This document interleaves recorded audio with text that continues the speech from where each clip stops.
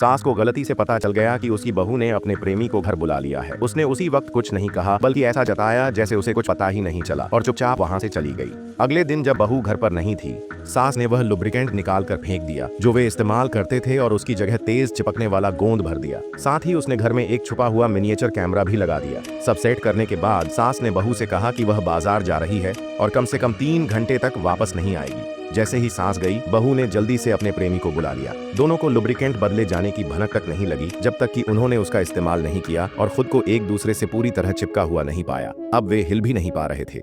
बहू घबरा गई और प्रेमी पूरी तरह शर्मिंदा हो गया। दोनों ने बहुत कोशिश की लेकिन अलग नहीं हो सके। उधर सास अपने फोन पर लाइव कैमरे से सब कुछ देख रही थी। उसके होठों पर एक ठंडी मुस्कान थी और उसने तुरंत अपने बेटे को फोन कर कहा कि कुछ बहुत जरूरी बात है और उसे तुरंत घर आना चाहिए।